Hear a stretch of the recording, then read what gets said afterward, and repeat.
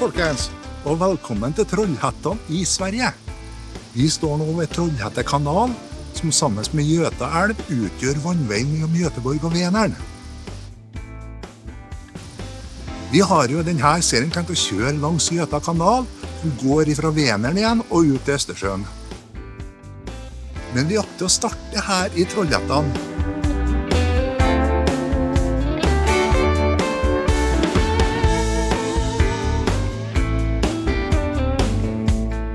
Vi befinner oss nå i slussområdet her i Trollhättan. Området er et veldig populært reisemål for dem som besøker byen, både for å se båtene seile opp eller ned slusene, og for å nyte den vakre naturen her. Du finner 3 generasjoner sluseanlegg lokalisert her. Første generasjon sluser ble ferdig i år 1800. I 1843 så ble generasjon 2 ferdig, og årsaken til at de ble bygd var jo at Göta kanal var ferdig, så man hadde behov for å få større båter opp gjennom slusene også her i Trollhättan. I 1916 så bygde man generasjon 3 for å få enda større båter opp til Vänern. Og det er den ferdselsåren som benyttes den dag i dag av både kommersielle båter og fritidsbåter.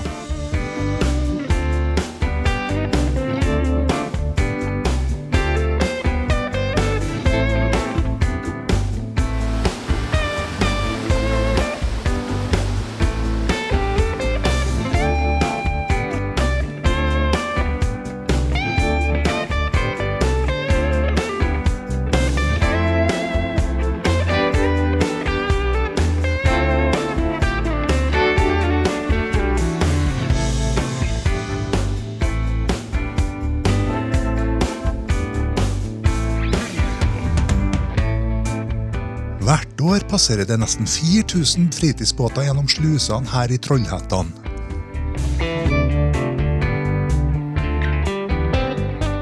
Og så er det i gjennomsnitt 10 lasteskip per dag som blir løftet opp 32 meter via de 4 slusene som er her. Venermax er betegnelsen på maksimal størrelse på skipene som kan gå gjennom Trollhätte kanal. Største lengde for disse skipene er 88 meter, mens bredden er begrenset til 13 meter.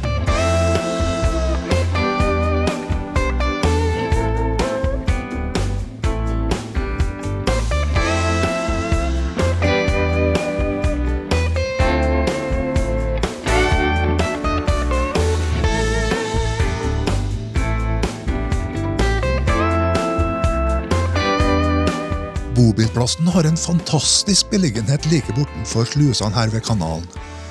Her har man full oversikt over båttrafikken som går både til og fra Vänern.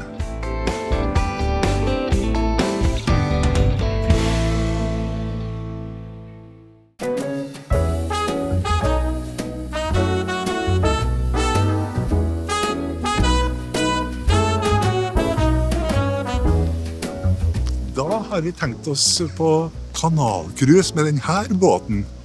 Den er jo 150 år gammel og ble opprinnelig bygd for å gå i trafikk rundt Sundsvall.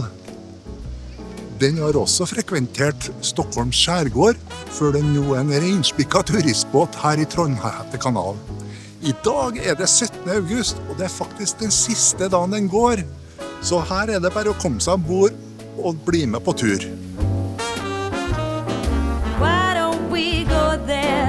Some more wine, 'cause life is for living. Let's see where the sun might lead. Let's see where the sun. Turen går langs Trollhätte kanal i retning av innsjøen Vänern.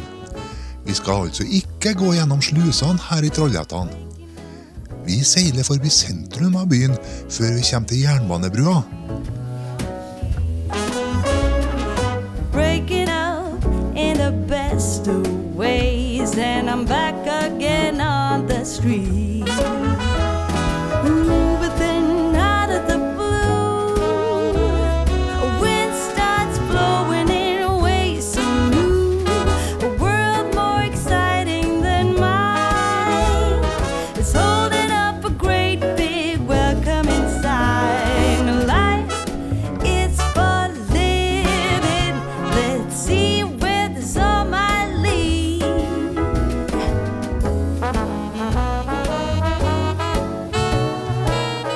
kjøpte oss lunsj ombord i båten, og svenskene fornekta seg ikke. Det ble en variant med kjøttbullar i dag også.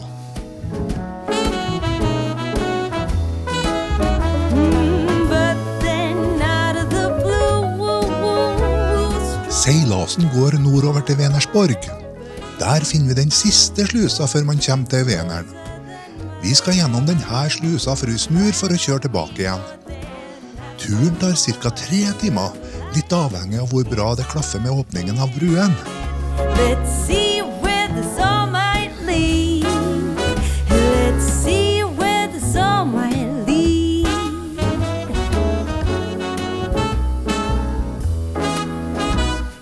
Waking up to a brand new day in between your sheets. Breaking up in the best of ways, and I'm back again on the street.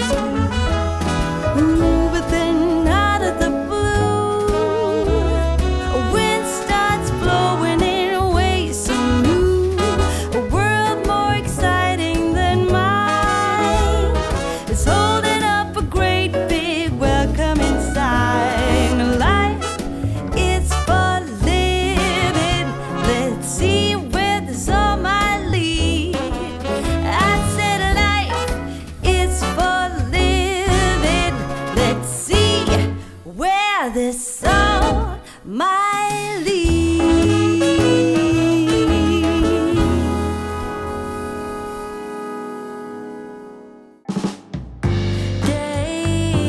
Daydreaming feels like I'm fading away, and I was Da forlater vi Trollhättan for å kjøre langs Veneren til Sjøtorp. never stays. How am I supposed to spend my days when all I wanna do is feel? Reaching out for something that is real. Babe, I'm trying to heal. I wanna run with you, run away, just run away and leave this world behind us. I wanna run with you, run away. Da har vi kommet til Sjøtorp, som ligger på østsiden av Veneren. Her starter Gjøta kanal, faktisk. Og den er 190 kilometer lang, og går fra Sjøtorp til Mem ved Østersjøen. Det første som møter deg når du starter på Gjøta kanal med båt, er ei sluse. Det er til sammen 58 sluser å forsere underveis. Her i sentrum av Sjøtorp finner man også ei dobbeltsluse et par hundre meter lenger opp i kanalen. Bobilplassen ligger jo like ved den øverste slusa. Det skal jo sies til at ingen av bobilplassene har utsikt direkte ut mot kanalen. Men den har et fint utgangspunkt for å spasere rundt i sentrum og langs Gjøta kanal. Man finner også flere serveringssteder i den umiddelbare nærhet. Run away and leave this world behind us. I wanna run with you, run away. Just buy a ticket and I see you on the next bus.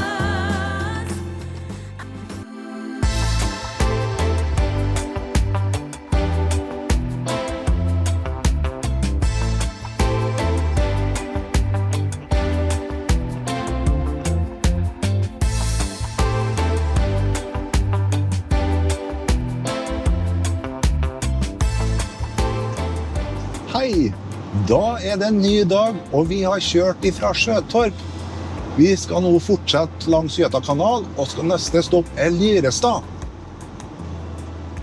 I dag er det en 17-18 grader ut, men akkurat nå så er det overskya. Men det skal det bli forandring på. Ja, det skal bli sol i ettermiddag.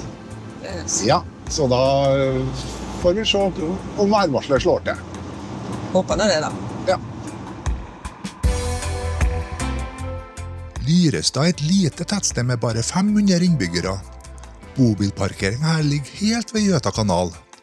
Man kan forhåndsbestille plass her, men det finnes også drop-in-plasser. Vi hadde ingen planer om å stå her i natt, så vi skal nå kjøre videre til Tørreboda, for der har vi booket en plass helt ned med kanalen.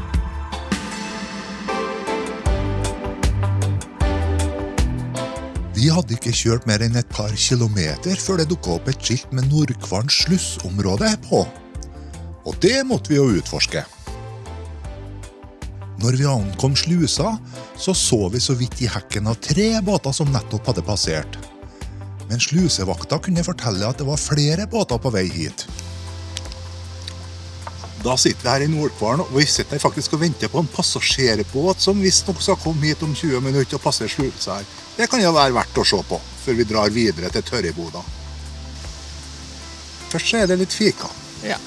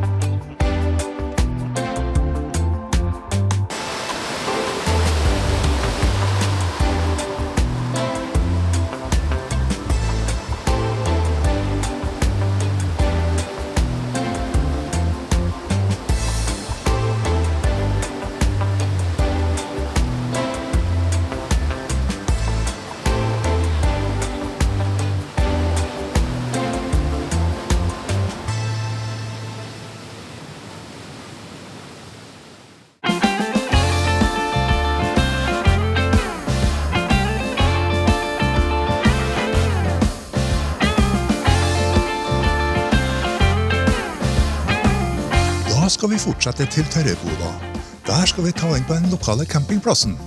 Det bare noen få kilometer dit. My darling, boundaries are crossed, my darling. You're a little too late. You got 1 or 2 things you need to contemplate. Now you come around, you knock on my door. I don't even know what you're Her har vi brikka for å åpne bommen, og her har vi brikka for å åpne do. Come on, everybody, let's just roll that dice, my darling. Ooh,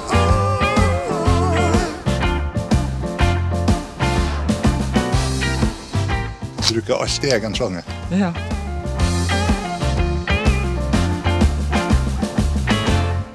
Det var nesten tom, og nå så nå er det greit å få på litt. Tell me something never heard before, 'cause sweet talking me and giving me lies. Så da er det vent. Ja. Jeg gjetter på at vi skal ha på 150-160 liter nå før vi er fornøyd.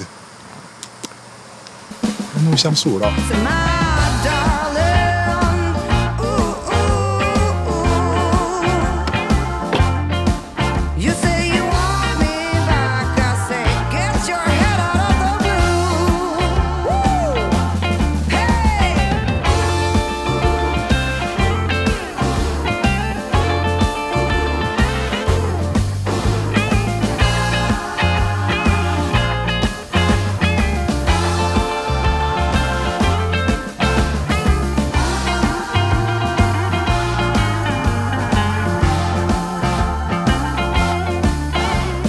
You weren't here when I was around, running round all over town, thinking that I would be waiting at home. Oh, honey, no, honey, I ain't been your stepping stone, my darling.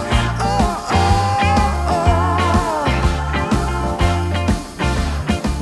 Etter å ha inntatt en herlig lunsj, så rigget vi oss til på første rad for å ta båttrafikken på Gjøtakanal i nærmere øyesyn. Det her var den eneste flytende farkosten som passerte i løpet av hele ettermiddagen. Det er tydelig at sesongen snart er over også for båtfolket. I hear you need my love, but I just ain't here no more. No more, no more love for you. Light red carnations on the tablecloth. Det blir en kort kjøretappe i dag også, Vi skal til Vassbakken, som ligger bare 1,5 mil fra Tørreboda. To my dearest, as I write this today, the words are hard to flow, but you ought to know. Out of sight, and people are like shiny eyes. Haven't seen you for days, it breaks my heart at night. So I write. Vi booka oss plass på campingen her, også denne gangen med utsikt rett mot Gjøtakanalen. You ought to know that I still love you. I'm floating across the floor like a ghost in our house. Hei, da har vi kommet til Vassbakken, og vi har tatt inn på bobil- og campingplassen her. Her finner vi en kafé og noen røde hus. Bortsett fra det så er det ikke så mye her. Hvis man ser litt godt etter, så ser man at kanalen er litt smalere her enn hva den for øvrig er. Det skyldes at her måtte man bruke sprengstoff for å forklare å grave ut kanalen. Det her var jo på 1820-tallet, og da hadde de ikke dynamitt. For Alfred Nobel, han oppfant jo dynamitten først i 1863. Så på 1820-tallet så måtte man bruke krutt for å kunne sprenge ut kanalen. Byggingen av Gjøtakanal startet i 1810 og ble fullført i 1832, 22 år senere. Dette er et av de største byggeprosjektene som noen gang er utført i Sverige. 87 kilometer av kanalen er gravd ut for hånd. Det var det 58 000 soldater som utførte.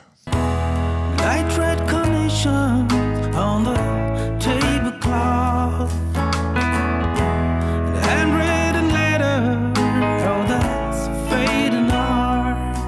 It says to my dearest, as I write this today, the words are hard to flow, but you are know.